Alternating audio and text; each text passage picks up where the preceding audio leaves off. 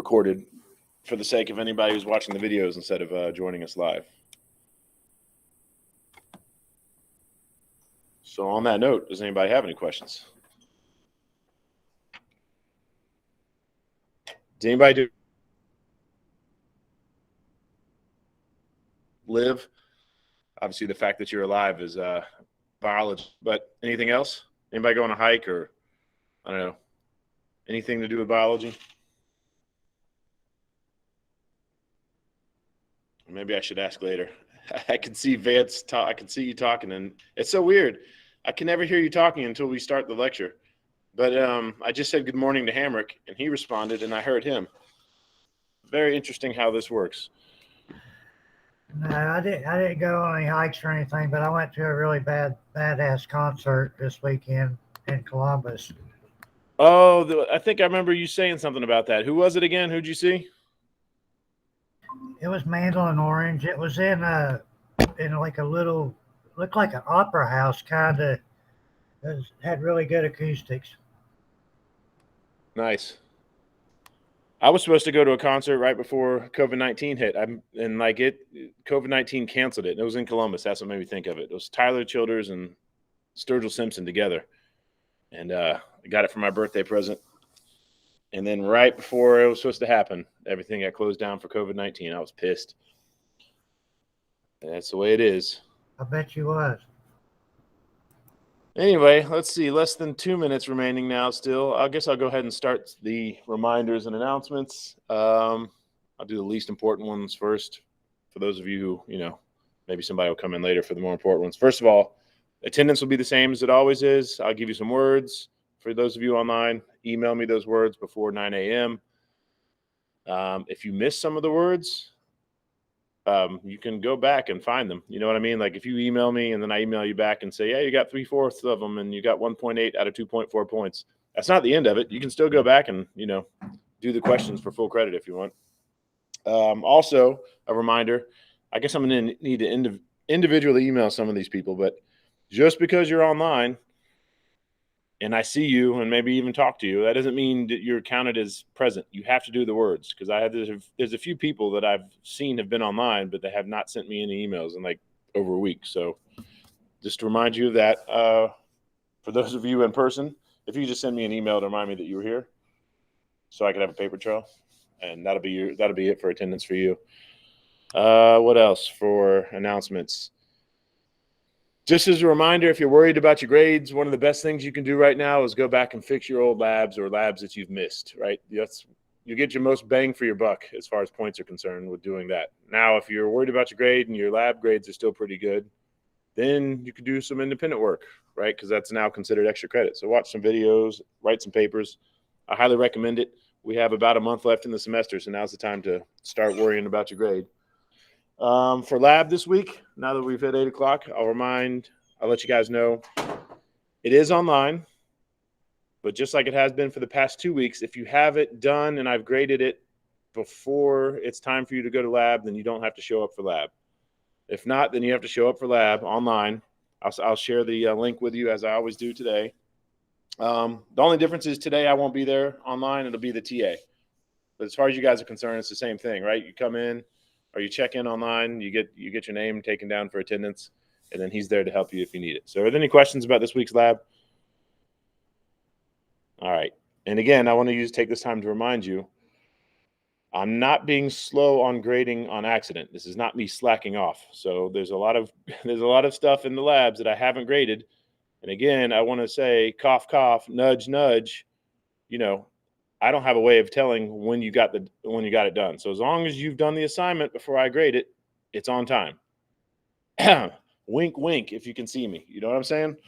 So anyway, when you do your student evaluations, I don't care if you have complaints about me. I would love to know about them so I can learn from them. But please don't let one of the complaints be that I take a while to grade because, again, I'm doing that on purpose. I'm doing that for you.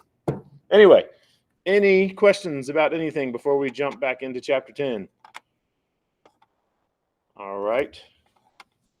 White, if you could send me an email sometime today to remind me that you were here in person, that'd be good. And let's get started. Hope everybody had a good weekend. I put a trampoline together this weekend. which was not fun, but the results were fun. My kids love it. Anyway, can someone please confirm that you can see me or see the slide and hear me? Yes. Perfect. Thank you. I assume that was Cordone. So this is where we left off. At the beginning of chapter 10, we talked about basically a history lesson almost, like what we know about DNA and what we learned to get there, right? And the last thing we talked about, what we left off with, was what this picture is. Does anybody remember what this is a picture of? Like what action is happening here? And I'll give you a hint. We talked about it in chapter 8 too. This isn't the first time we've talked about this. This is the first time you've seen how it happens. But in chapter 8, we just said, this is when it happens. There's a hint. So what's going on right here? Is the DNA replicating? Good. Vance, when you send me your email, please remind me that you said that. I'll give you a little extra credit for answering the question. Yes, this is DNA replication or DNA duplication, however you want to say it. It's the same thing. This is what happens in S phase of interphase. And I said it really quickly before we ended the video last week. I want to say it again to remind you. This is the old double helix of DNA. And what happens is the thing gets split open, and then there's some cellular machinery basically that just reads this code and says, all right, there's an A, I'm going to bring in a T, and I'm going to covalently bond it to this. And here's a C, so I'm going to bring in a G and covalently bond it to this. So that's how it's happening. And it's worth mentioning, and what you need to know for the study guide and probably for the exam, is what happens is what you're left with is two new double helices of DNA. And each one of them is made up of an old strand of DNA, represented in this picture by the blue strand, and a new strand of DNA, represented by the gold. So that will be a test question, most likely. It's definitely a question on the study guide. So this is what DNA duplication looks like. But now we're going to talk about it in a little bit more detail and see exactly how that happens. But are there any questions about this slide? All right.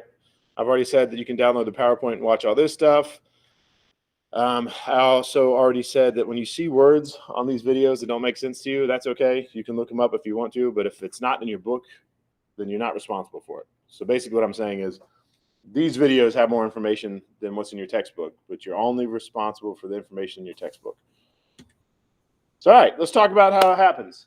Like I said earlier, there's cellular machinery that basically attaches to the DNA and opens it up and reads the code. And what is that cellular machinery called? It is what you need to know for the exam. That thing is called, DNA polymerase.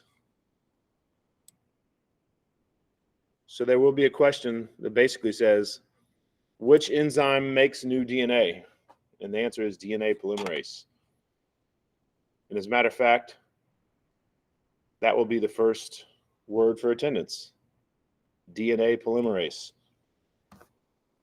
Let's talk about what it does. Amongst other things, your book boils it down and simplifies it. It makes bonds between the nucleotides of the new DNA strand. So like I said earlier, and you'll see another picture of it here shortly, picture that cellular machinery that has opened up the strand of DNA and it's reading the code, right? They said, all right, there's an A. So then it brings in a T and it bonds, right? It makes that it makes that covalent bond between the old or the nucleotide that it just put on and then the new one, right? Let's just put them on. That's what it's doing. It's making the new DNA strand. Like I already said, the incoming base pairs with the complement on the template. So again, like I just said, if there was an A, it would bring in a T. Or if it was a T, it would bring in an A. If it was a C, I hate those lines, it would bring in a G. And if it was a G, it would bring in a C, right? That's all it's saying. It reads the code, it brings in the complementary nucleotide, and it makes the covalent bond. Your book also points out that it's fast and accurate. How fast and how accurate? Well, it does 50 nucleotides per second, and it only makes a mistake out of 1 in 1 billion bases. So it's very fast and very accurate. However, I'm going to put it next to this. That's good for you to know, but it's not going to be on the exam. Just know in the back of your head that it's very fast and very accurate. Later on, we are going to talk about mutations. So at that point, you can remember this bullet point because 1 in a billion bases, yeah, that sounds like a lot. And it is, meaning it's very accurate, but mistakes do happen. And this is where mutations come from. This is why we have all these different strands of COVID-19, right? Or the virus that causes COVID-19, because there are mistakes in the copying process. But we'll talk about that more later. Also, another thing, fast forwarding, when we talk about natural selection in the next chapter, it would not happen without this right here. Without the mistakes, we wouldn't have natural selection. Anyway, another big thing the DNA does, or excuse me, DNA polymerases, another thing that they do that's very important is that they help repair DNA that is damaged by toxic chemicals or high energy radiation, such as X-rays and UV light. And I'll put an X through that too, because that is important, but it's not important for understanding what's going to happen in the rest of the semester of this chapter. So that's a good thing to know. But if you don't know it, you'll understand everything else I'm about to teach you. Are there any questions about what's on this slide? All right, let's move forward. So again, there's the picture I showed you. Try to imagine, this is going to be a horrible drawing, but imagine there's a big just a big DNA polymerase right there, a big old cellular machine. And again, there's an A, so it's going to bring in a T nucleotide. And that T nucleotide, I think I'm going to try to draw it because those lines just ruin it. But anyway, if that was the T nucleotide, then it would make the covalent bond right there, and it would keep going and keep adding them and so on and so forth. Again, I recommend watching the videos to see this in action. All right, so here we go. We're talking about DNA dupe replication again, or still. Like I already told you, it happens in S phase of interphase. You definitely need to know that, because not only did you need to know it in chapter 8, but you're learning about it again in chapter 10, so that should tell you it is important. It happens in S phase of interphase. Where does it happen? It begins at a place called the Origins of Replication. I'm going to put a question mark next to that, not because we don't know if that's where it starts, but because I don't know if I'm going to ask you that on the exam or not. But this is where it starts. It's not random. It's not like the cellular machine attaches any old place, or it's not like it goes from one end of the DNA strand to the other. There are actually places called the Origins of Replication. That's where it attaches. It basically recognizes the code and says, all right, this is where I'm going to attach. And then once it attaches, it goes in both directions and creates what's called replication bubbles. I will put an X through that because I'm not going to ask you that much detail. But if you could imagine this picture right here, if you can imagine this being animated, this bubble would move this way to the right. This end of the bubble would move this way to the left. I mean, there's already arrows right there. Same here. This bubble would move to the left. This bubble would move to the right, all the while making new strands of DNA until finally you get this down here, which is the product. 2 new strands, 2 new double helices of DNA, right? Sister chromatids, if you remember back from chapter 8. So that's it. As far as the exam is concerned, the most important thing to know, if anything, on this slide is where does it start? It starts at the origins of replication. And again, like I said, it doesn't start on one end and go to the other. It starts in regular or different places throughout the chromosome, which makes sense. Like imagine if I gave you guys the assignment and said, all right, we have a class assignment. I need you guys to copy the textbook by hand. Wouldn't it make sense if you guys just all started at different chapters? Like you started on chapter 1, she starts on chapter 2, someone else starts on chapter 3. It would make sense, right? If you did all that, as opposed to you all starting at chapter 1 and working your way forward, right? That wouldn't make sense. So same here. I would ask you if you have any questions, but this part's not very important. Again, there's a video you can watch that shows the origins of replication. I recommend watching it. Them, yet another one. Again, I'll remind you, if there's any words you don't recognize, like 3' and 5' and lagging strand and leading strand, don't worry about it. All right, we are done with the first main bullet point of the 3 main bullet points of this chapter. Are there any questions about the structure and replication of DNA? All right. Now we get into what I call this is to me the more interesting part. This is the stuff when we learned about genetics. You know, I keep saying that a gene is like a set of instructions on how to build a protein. All that stuff you learned in chapter 8, all that stuff you learned in chapter 9. Now you're really about to learn about it. To truly understand anything about COVID-19 or the vaccine, this is the information you need to understand. All the stuff I'm about to give you, plus the bullet point after that. Of course, that being said, after I teach you all this, you're not going to be an expert, but you'll have that base foundation, right? You'll have that information that you can build from, and you won't be starting from scratch. And I know a lot of people who don't even know any of this, yet they think they're experts on the vaccine and the virus. So anyway, are there any questions before we get started? All right. So what we're about to talk about is this whole process of going from DNA to protein, right? Because I keep saying that genes are sets of instructions on how to build proteins. And if you remember back when we were talking about homologous chromosomes in chapter 9, and we were talking about heredity, I said you get one version from your mom, one version from your dad, right? We talked about alleles.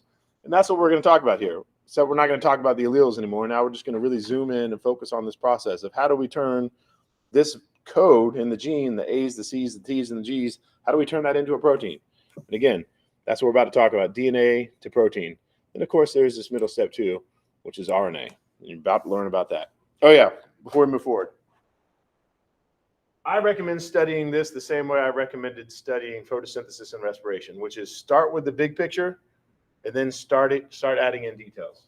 So before you even study all the stuff I'm about to tell you, the first thing you need to memorize is we go from DNA to protein, right? You need to know that DNA has the code to build a protein. That's the first thing you need to memorize.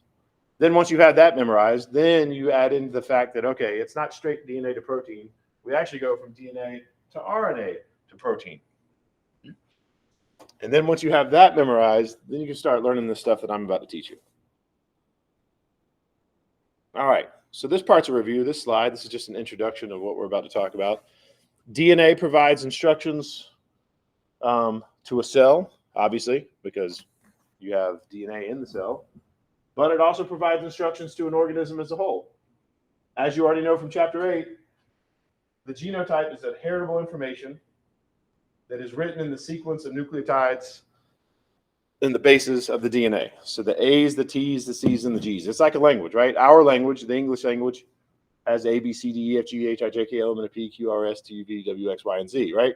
That's our language. That's our written language. The DNA written language is just those 4 letters, A, C, T, and G. But it's still a language. It's a code. And as you already know, the phenotype of an organism comes from the actions of a wide variety of proteins. Or, as we would have said that same sentence in chapter 9, we would say, or was it chapter 8? Or both. Chapter 9. The phenotype comes from the actions of the genotype, right? So then the question is, how does DNA provide these instructions? That's what we are about to talk about. How an organism's genotype determines its phenotype. Let's jump into it. The second word for attendance, I'm going to circle it and I'm not going to say it. So if you're laying on the couch listening to the lecture with your eyes closed and you're all peaceful, I apologize, but you have to open your eyes up for this one. That's the second word for attendance right there. Anyway, as you already know, the phenotype, that is the physical traits from the actions of a wide variety of proteins, right? This is how your book defines it in chapter 10. And again, if this was chapter 9, it wouldn't say from a wide variety of proteins, right? Instead of saying wide variety of proteins, it would say the genotype. But the genotype is, in a sense, a wide variety of proteins. Your book gives some examples. First of all, structural proteins help make up the body of an organism, obviously. So sometimes what this is saying is sometimes genes code for proteins that literally just make up your body. Like hair, that's a protein. Fingernails, that's a protein. Muscle, right? All protein. That's structural proteins. However, in my opinion, this one's a little bit more important. Sometimes these proteins aren't used to actually build you, like structure, like again, proteins or nails, hair, things like that. Sometimes, and very often, these proteins are enzymes. Now, this is not important for the exam, so I'm going to put it next to it.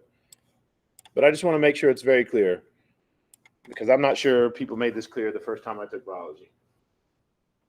Everything in you is obviously not proteins, right? We learned about in chapter 3, we learned about, we learned about carbohydrates, nucleic acids, proteins, and lipids, right? So we're not all protein. So how does it make sense that all of our genes only encode for proteins? How does that make sense, right? And the answer is this. It's because some of those genes, some of those proteins that they encode for are enzymes. And remember, almost every single chemical reaction that happens in our body happens because of enzymes. So everything that makes you, you, even if it's not a protein, it was because of a protein, right? It was a protein that catalyzed that particular chemical reaction.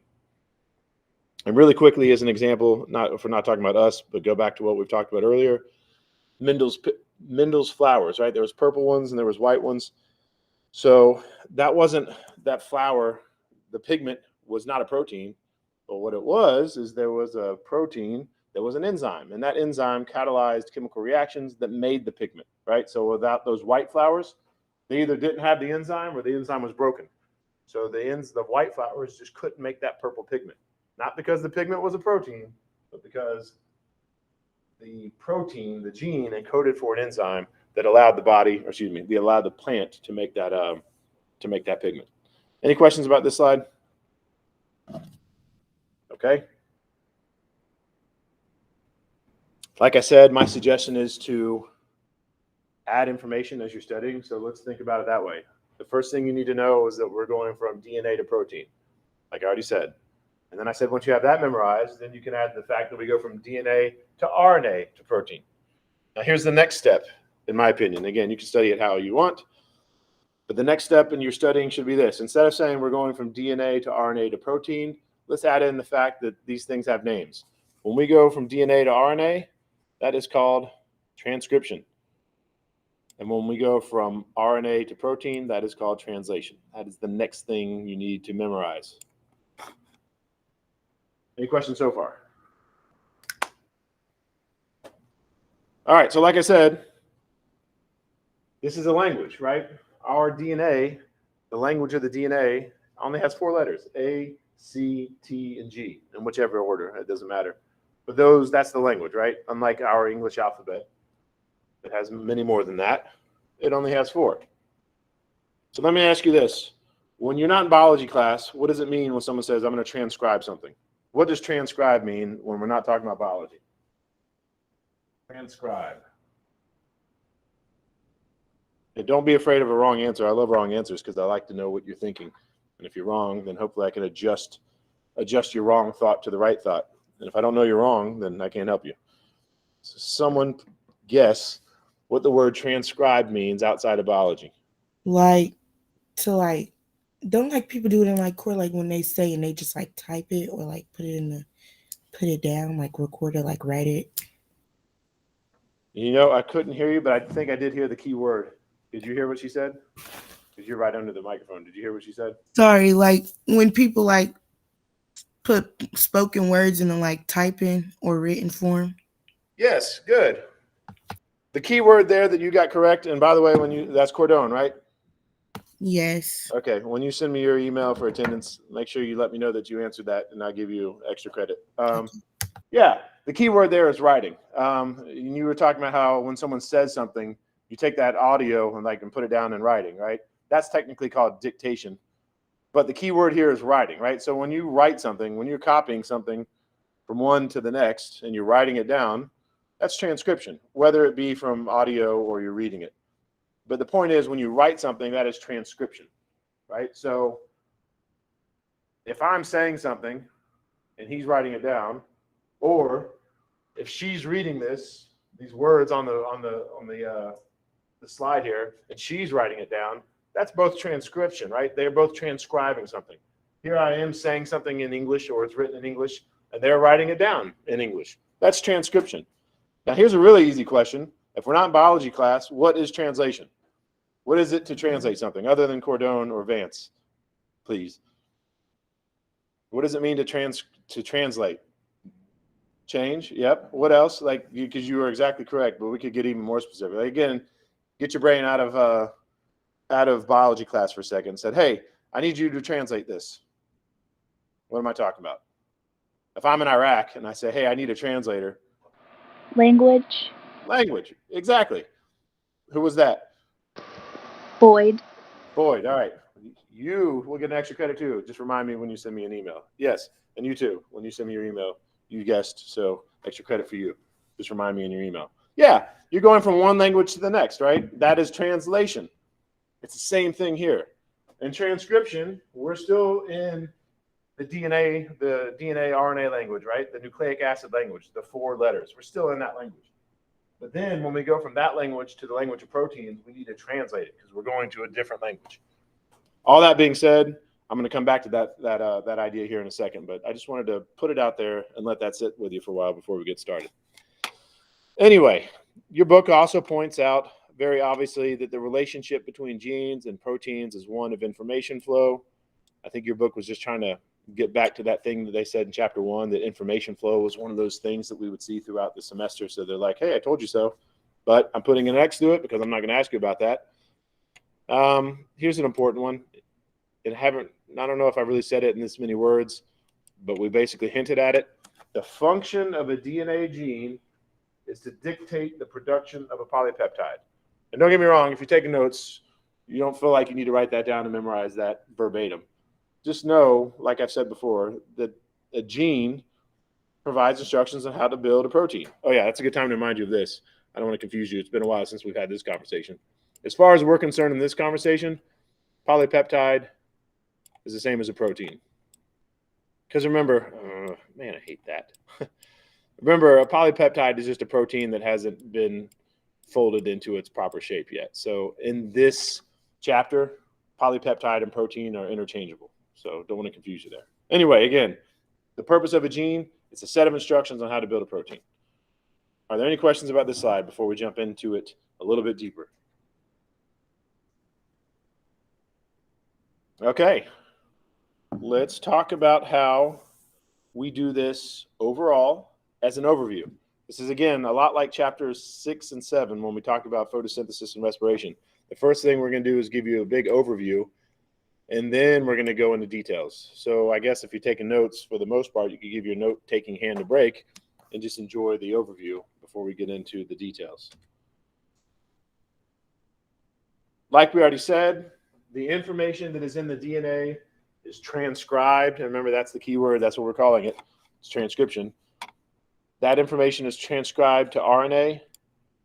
And then that RNA information is translated to polypeptides. And then again, like I said, the relationship between the word polypeptide and protein. Once the polypeptide folds into its 3-dimensional shape, it's considered a protein. And not that this is that important, but to remind you, in case you don't remember, the analogy or the example I gave when we talked about this in chapter 3 was I had a piece of paper. And I said, what is this? And you said it was a piece of paper. And then I folded it into a paper airplane. And I said, what is this? And someone said it's a paper airplane. And they were correct. And I also said, yes, it is a paper airplane, but it's also still just a piece of paper, right? Same thing with proteins. Proteins are still polypeptides, but a polypeptide is not considered a protein until it's folded into whatever shape it needs to be in. Anyway, this slide is a review. No new information on there, but are there any questions? All right, the next word for attendance then will be paper airplane, since we're talking about it. Here it is. This is the overview again. There's your DNA up there, right? It's a chromosome. We zoomed into the chunk of DNA. That's a gene. So we transcribe that information. Basically, we're copying it down, right, into RNA. Oh, yeah, let me say this too, even though I'm going to talk about it later. Let's talk about why this happens. Now, you only have the 2 chromosomes. Why do you think we don't just, why have a nucleus? Why not just have the DNA out and about? And we'll come back to that thought. Keep that question in your mind, and I'll ask it later. And as I'm teaching you this, hopefully you'll have the answer at the end. So the question then is, why do we even have this transcription process? Why do we go from DNA to RNA to protein? Why not just go from DNA to protein? So keep that in the back of your mind. We'll see if somebody has the answer when the time comes. But anyway, the DNA, it's transcribed into RNA. That RNA then leaves the nucleus where it's translated and becomes a protein. That's the overview. If you download the PowerPoint, you can watch this video that shows protein synthesis happening. All right, here's some information I've already said before, but now you can see it in writing. I keep saying transcribe and translate. We're talking about a language here. So what is the nucleic acid language? Like I've already said, for DNA, it is the sequence of nucleotide bases. So the A's, the T's, the C's, and the G's, those are the letters, right? Those are the letters in this language. And depending on how they're put together, you make different words, just like you do in the English language. Your book also points out that a typical gene is thousands of nucleotides long.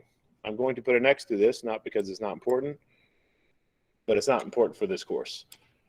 You can forget that and completely understand everything I'm going to teach you for the rest of the semester. So for the sake of grading and the sake of exams, you do not need to know that a typical gene is thousands of nucleotides long.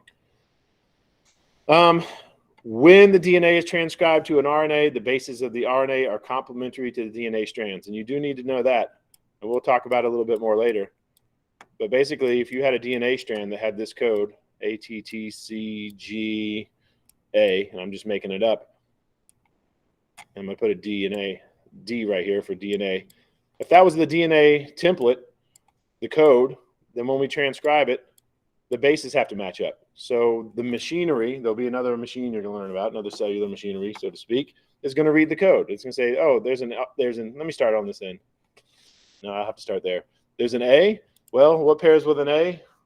Usually a T, but in this case, it's RNA. There is no T, so it brings in a U.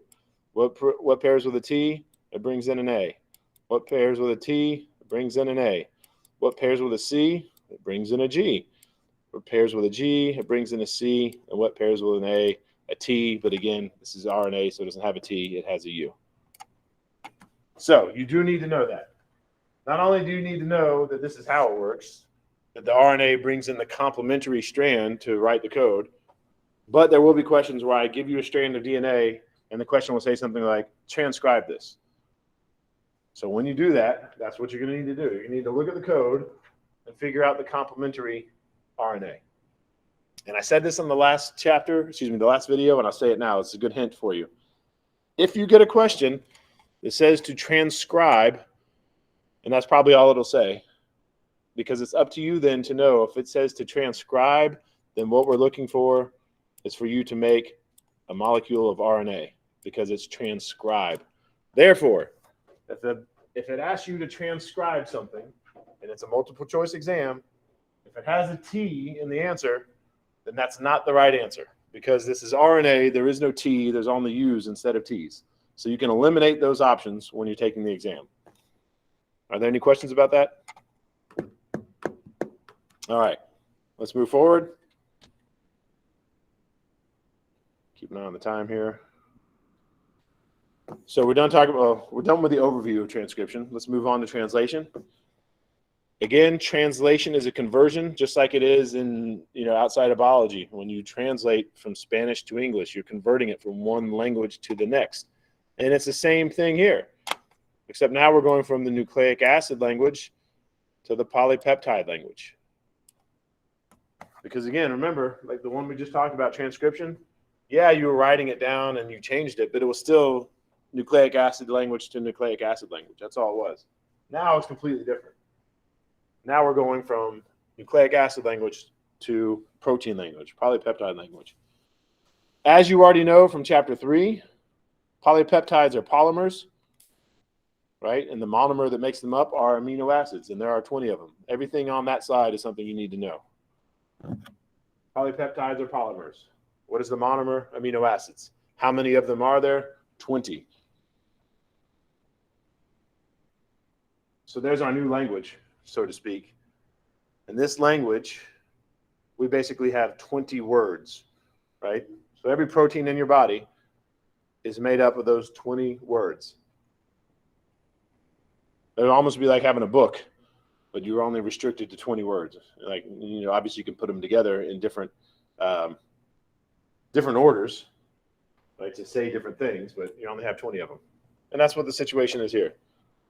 So where do we get these 20 amino acids? How do we know? All right, first we need amino acid A, then bring in amino acid B, then bring in amino acid C. How do we know which ones to do it? Well, that's this bullet point right here. It is the sequence of the RNA bases that dictates the sequence of amino acids of the polypeptides. In other words, this code, I'm just going to write it down, another random code, U, A, C, G, A. Wow, That is so horrible. And I don't know, UCC. Those are codes, right? And those words say, all right, bring in this amino acid. All right, next bring in that amino acid. Next bring in that amino acid. It really is, going back to what I said in chapters 8, maybe 8, definitely 9. Your genes, your chromosomes are like books that have sets of instructions on how to build proteins. And that's all it is. But instead of having pictures like you would typically have, it has it's written down, right? So you read it and it says, all right, the first thing you need to do is bring in this amino acid and then attach it to that amino acid, okay? Then bring in this amino acid and attach it to those amino acids. That's how it works. And again, we're going to talk about it in more detail as we move forward, but this is a good overview to begin with. Are there any questions about this slide? All right. Here's another picture. All right. So here we're looking at a DNA molecule. This is a chromosome. We've zoomed in. We can see 3 genes right there. Now we're going to zoom into gene 3, just a portion of gene 3, because remember, the typical gene is thousands of polypeptides long, right? This one's 3, 6, 9, 12. Excuse me, I misspoke earlier. The typical gene is thousands of nucleotides long. But anyway, this one's not thousands, right? Because we've zoomed in. We're not looking at the whole gene. We're just looking at 3, 6, 9, 12 of them, right? So anyway, we're looking at this gene. The DNA says AAA, CCG, GCA, AAA, right? That's the code. And again, you might get something like this on the exam. And then I might say, transcribe that. And if I do, then you're going to know you need to make a strand of RNA. And it will need to be complementary to the strand of DNA. So where there's an A, there's a U. Where there's a C, there's a G. Where there's a G, there's a C, right? Those are the rules. Then from that, this language, again, it says, all right, bring in this polypeptide, bring in that polypeptide. So I'm going to tell you what this word means later, this codon. Here we have UUU, right? Those 3 letters, that word, if you will, says, and this is just an example, there is no square, circle, triangle amino acids, but it's a good way to visualize it. This word, UUU, says square amino acid. And then this word, GGC, says round amino acid. And CGU says triangle amino acid. And again, UUU says square amino acid. And that's pretty much how simple it is. You've got the code in the DNA. That's transcribed into the RNA, which is the complementary basis. And then there's cellular machinery that reads that and says, all right, now I need this amino acid. Next, I need this amino acid. And that's it. Because remember, a polypeptide is nothing but a long strand of amino acids. And then, of course, it folds up and gets its final 3-dimensional shape when we call it a protein. But that's all it is. Are there any questions about this slide? All right. I'll point this out, even though hopefully everybody already knows this. This is just an example. So when you're studying, don't feel like you need to memorize this exact code, right? There's nothing to memorize.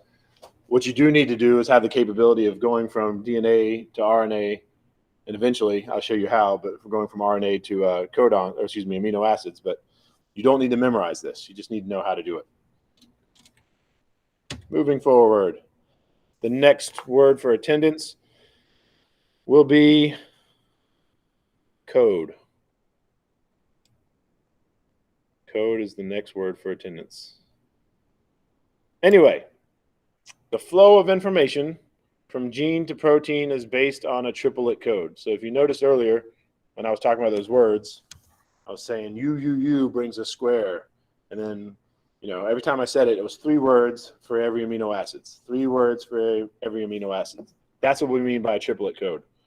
So again, if we're talking about this as a language, well, first of all, let's back up to what you already know. This language only has 4 letters, A, C, T, and G, if it's DNA, A, C, U, and G, if it's RNA.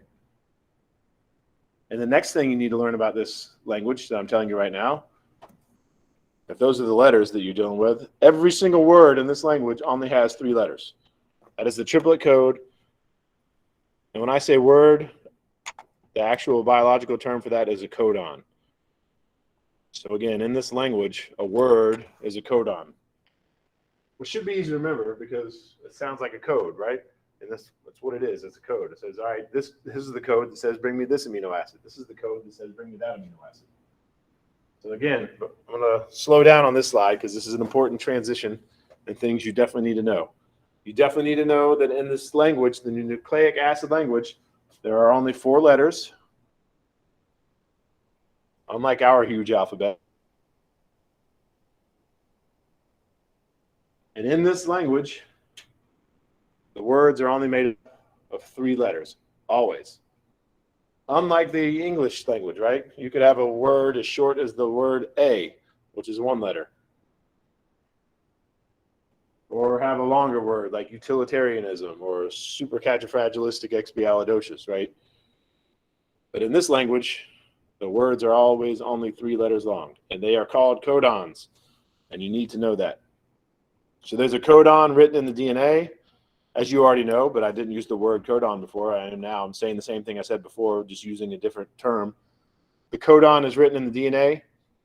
Then we transcribe that into the complementary codon in the RNA. And then that codon, that word, that code is translated into bringing in the proper amino acid. Any questions about this slide? And remember, this is just an overview. We're going to go into detail probably Friday. Or Wednesday. We might start going into detail today, but certainly we won't finish it. All right, I've already shown you this picture. That was an accident. It shouldn't have been there on the slide. But really quickly, yeah. So you already saw this picture, but now, like I said, I was going to tell you what the word what codon meant, and that's what it is. So again, the letters in this language are all 3 letters long, always 3 letters long. All right. Now, speaking of the codon, let's talk a little bit more about the genetic codes. Some of this is going to be a review for you because some of this is information you learned in Chapter 3 when you first learned about nucleic acids. The genetic code. It is a set of rules that converts the RNA sequence to amino acid sequence. That's not going to be a test question. I'm not going to ask you the definition of genetic code. You're just going to need to know how the genetic code works. You're going to need to know these rules. Here's some information. I'm going to put a question mark next to this because I don't know if you need to know these numbers or not. Probably not, but just in case. Like I said, this language has 4 letters in it. 4 letters. Words or the codons, right? Words/codons are 3 letters long. And another piece of information to let you know, in this language, there are only 64 words, so to speak. 64 words, i.e. codons, which makes sense. If you were good with math and probabilities, you could figure that out on your own. If you're only dealing with 4 letters, and you can think about all the different ways you can combine them, well, and that the words can only be 3 letters long, you would come to your own conclusion that you could only have 64 possibilities. There you go, 64. There's 64 possible ways to put A's, C's, T's, and G's together in 3-letter words. 64 possible ways. But that is interesting because remember, like I said earlier, there are 20 amino acids. And these words just say, bring this amino acid, bring that amino acid. So this should be interesting to you, I hope, if you're paying close enough attention. This should be off. You should be thinking, well, that's weird. How is it that we have 64 different codes or 64 different words, but only 20 different amino acids? And basically, the long short acid. Instead, each one of the amino acid usually has a few words that bring me this amino acid. Anyway, of the 64 possible codes, 61 of them code for amino acids, and the other 3 are stop codons that basically say, all right, we're done doing this. The process is done. I will put an X to that. I definitely want to ask you those numbers. But at the very least, you should know, not for the exam, just for your own knowledge, you should know that of the 64 triplets, almost all of them say, hey, bring me this amino acid, bring me this amino acid. And very few of them actually say, all right, this is it. This is the end of the polypeptide. We're done. So a given RNA triplet always specifies a given amino acid. And I don't know off the top of my head. I used to know these things, but I don't know. Let's say maybe CGG. Maybe that amino acid says excuse me, maybe that code says, bring me a serine. That could be the code. I don't remember. And if it is that way, here's the interesting part, in my opinion. If it's like that for humans, it's also like that for apes. And it's also like that for dolphins. And it's also like that for spiders and bacteria and bananas. And every living thing, the code is exactly the same. And here's where it gets slightly more complicated, but not too much. Don't let this overwhelm you. On the exam, I already told you, I'm going to give you a strand of DNA, and I'm going to tell you to transcribe that, right? So you're going to take that, you're going to find the complementary codes, and you're going to write the RNA.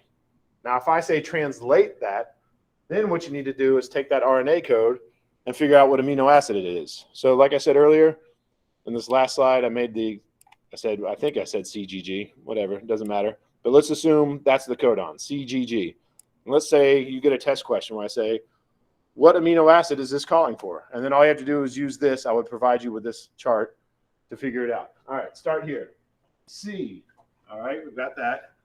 G, all right, and then G again. So that would be arginine, all right, ARG. And that's how it would work. So if you get a question like this on the exam, I would give you this wheel, and I would give you the code, and you would just look it up. Make up another one. Can you just make up 3 letters for me? C, U, G. All right, CUG. So I would go C, U, G. Leucine. It's that simple. And again, I'm going to provide you with this wheel if I gave you a question about this. I'm certainly not going to ask you to memorize this. This is nothing you need to memorize. Again, but that's how we would do it. You would start on the inside and work your way out. And another good thing about this is if there is a question like this on the exam, there might be 1 or 2, and that's it. So if you're feeling overwhelmed about this and feeling stressed, just realize you're only going to miss 1 or 2 questions if you're not good at it, because I'm not going to have a whole bunch of these on the exam. Anyway, any questions about how this works? All right. Like I said earlier, and this is where it's really interesting to me, the genetic code is universal. It is shared by the simplest bacteria to the most complex plants and animals. So no matter what, this is a universal code. The reason that's interesting, at least to me, is because of this bullet point right here. One species can produce protein from another species by simply transplanting the DNA, because the code is universal. As a matter of fact, that's where insulin comes from now. It didn't used to. I think we used to get insulin from pig pancreases. Like you'd have to kill a bunch of pigs and harvest the insulin from their pancreas, I think. But what we do now is we took the gene, that human gene that says this is how you make human insulin, and we cut it out and we put it into bacteria. The bacteria are really good at, reproducing. So they're great little factories. Anyway, the code's universal. So these bacteria, they read the code and they're making that human protein, right? Bacteria don't need insulin, but they're doing it because the code is universal. And then we harvest that insulin from the bacteria, and that's where insulin comes from. Also, your book points out, I'm going to put it next to this, not because it's not important. I'm just trying to really help you guys focus on the questions that are going to be on the exam. But the fact that the genetic code is universal also suggests that it arose very early in evolution. And we'll come back to that when we actually talk about evolution. But actually, I'm not going to ask questions yet because we're still talking about this slide. Here's some pictures. These are real pictures. Can anybody tell me? Well, obviously, we know these are pigs, right? But this one in the middle is different. Can you tell me what's different about that pig in the middle? What is it? Yeah, it's got like a yellow It looks snout. like something out his mouth. Yeah. It's yellow, right? It's really what it's doing. And it's not just the snout. You can see in its lips, in its hooves. The reason that thing is like that, and this is a real picture, is because they took the gene from jellyfish that makes them glow, and they put it into those pigs. So that pig can now glow in the dark. Same with this right here. I forget what kind of rodent it is. It's a baby rat or a baby mouse or something. But it is also glowing in the dark because they took the gene from jellyfish that makes them glow. Luciferase is the name of the gene. Not that you need to know that. But they incorporated it into the genome of these animals, and now they glow in the dark, which to me is really fascinating. This picture is not real, but people have talked about it. And they've been talking about taking that gene that I just talked about, the Luciferase gene, and putting it into plants. And that way, if you have plants lining the street, like trees lining the street of a city, that you wouldn't need street lights because they would have glowing trees. That's a whole different discussion that we'll talk about when we talk about ecology. I happen to think that's a bad idea because then if that gene gets out into the wild, then you have a bunch of glowing trees out in nature, and that wouldn't be good for ecology, and you'll learn about that later. But anyway, to me, this stuff is really fascinating. For example, my brother lives in Seattle, and marijuana is legal there. And the work I did for my thesis was looking at genes. I was trying to identify genes that, the genes that are responsible for making trichomes, and those are like little hairs on plants. If you know anything about marijuana, those trichomes are very important for getting the THC. But anyway, I always thought it'd be a really good money-making venture to take the genes that make THC and put them into other plants, like tomatoes, for example, because then you could have salsa that would get you high. And again, I'm not trying to get high eating salsa. I'm just thinking about this from a business aspect. That would probably sell like hotcakes in Seattle. But anyway, I digress. Let's move forward. Again, we're just talking about the fact that the universal code of the genetic code. So many possibilities out there.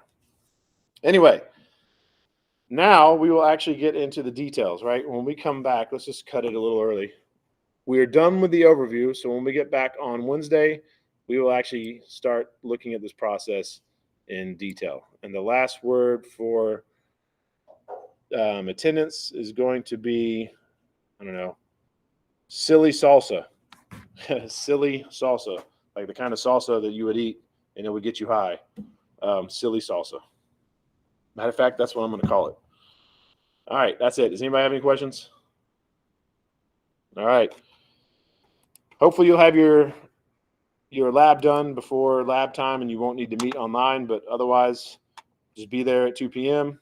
The TA will be there, and if he can help you, and if he can't help you, he'll call me and I'll come back. I'll show up online and help you. Thank you. Have a go. You too.